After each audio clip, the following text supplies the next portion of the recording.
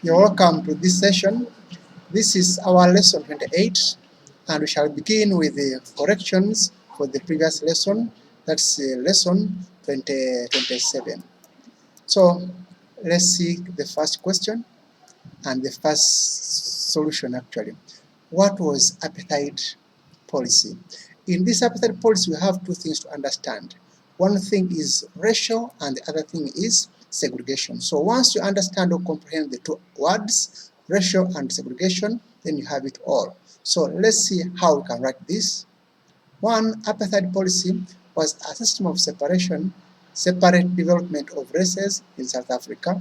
You could as well say apartheid policy was a system of racial segregation between blacks and white people. We shall make correction on that.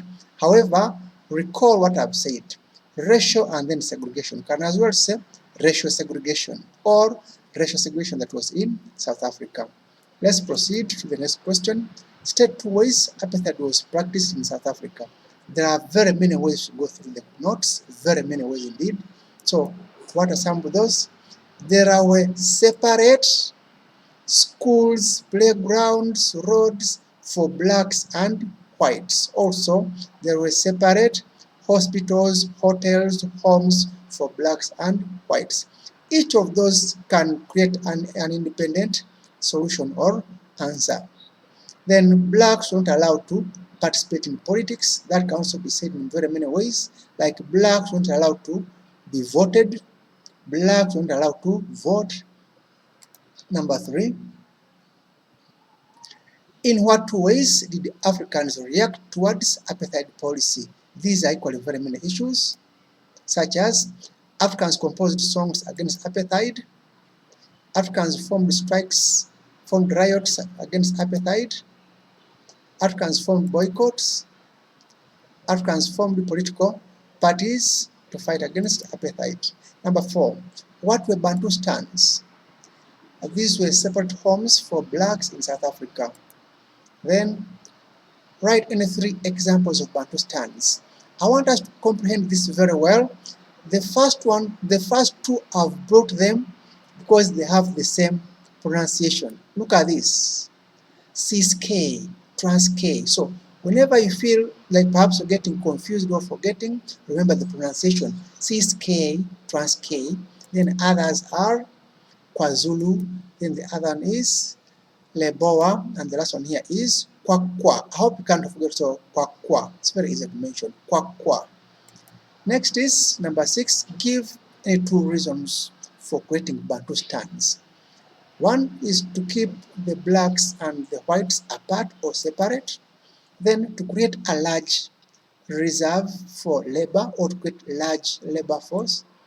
Then to limit the growth of mass Africans, growth of mass African nationalism, or to limit the growth of African nationalism, to avail the white farmers large piece of land for agriculture or for agricultural development.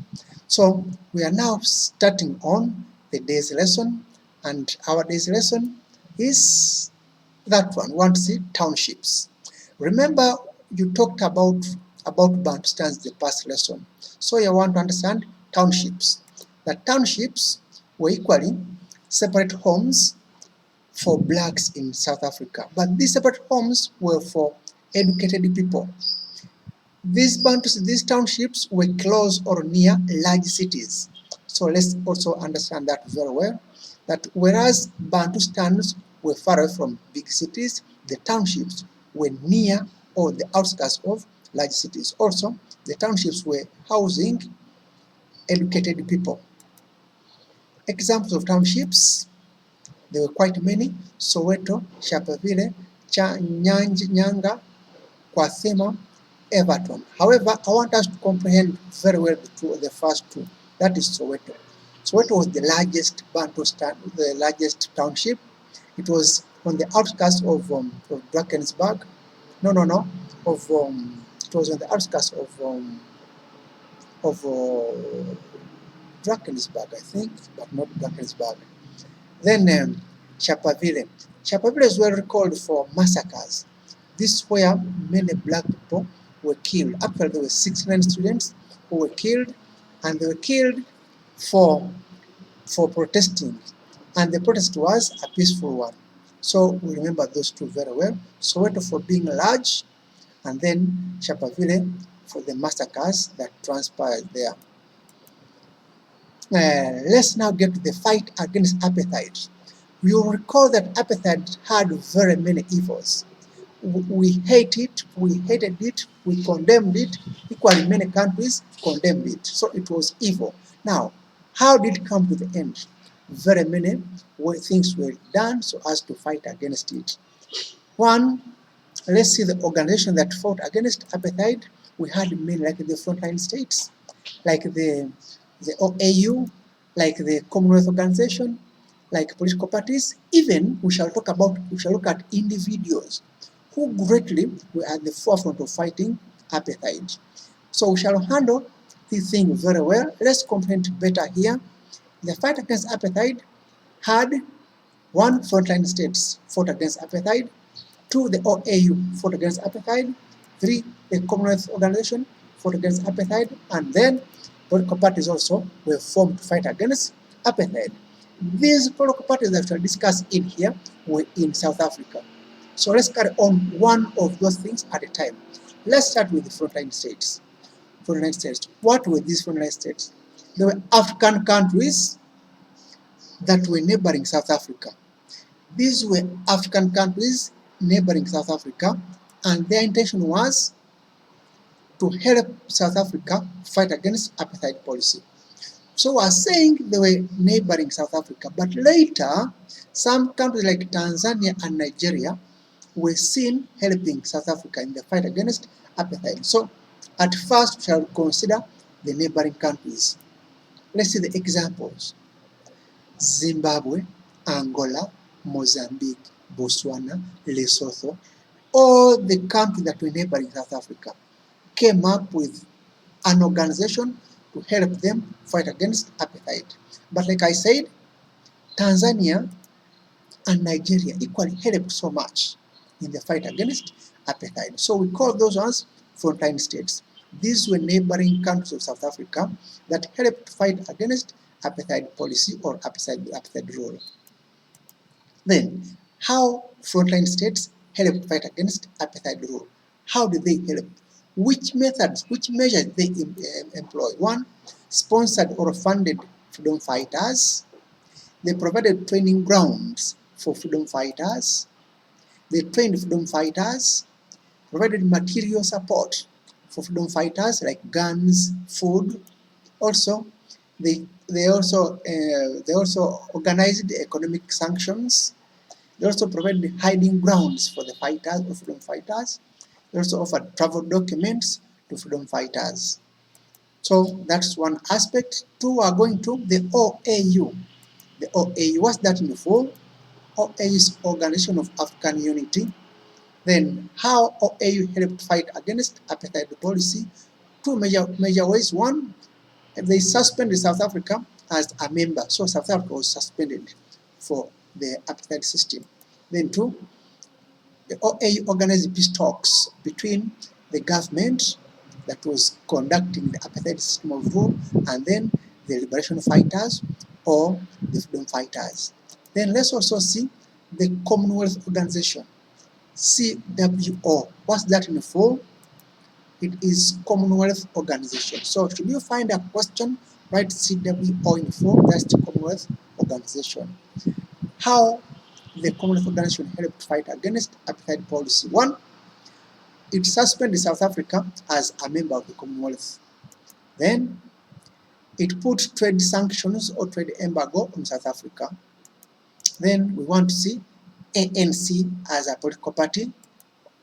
Then PAC as a political party. Those were political parties. Therefore, we are in here handling the impact, the force, the fight of political parties to end apartheid rule.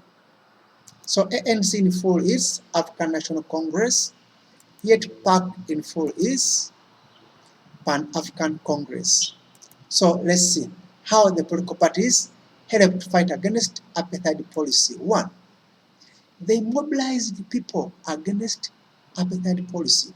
So that's the first contribution. And two, they criticized the evils of apartheid policy. Then they organized public rallies, they organized rebellions, they organized riots, all aimed at creating or painting a bad image for apartheid and perhaps to create a way of ending apartheid.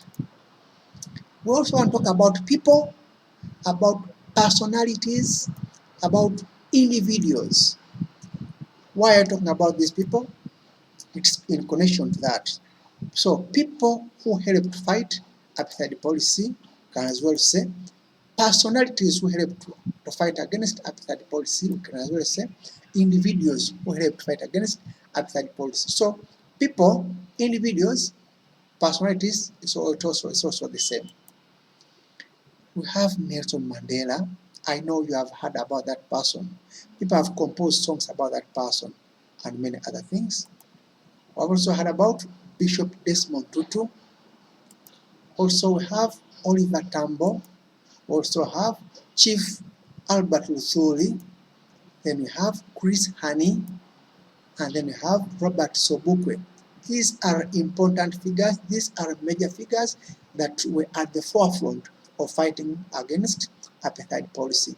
So let's carry on one at a time and we see that person. I know you've come across that person quite many times. Who is that person? He is Nelson Mandela. Nelson Mandela is heard of quite many times, but what was his input? What was his impact in the fight against apartheid? How did he help us to fight against apartheid?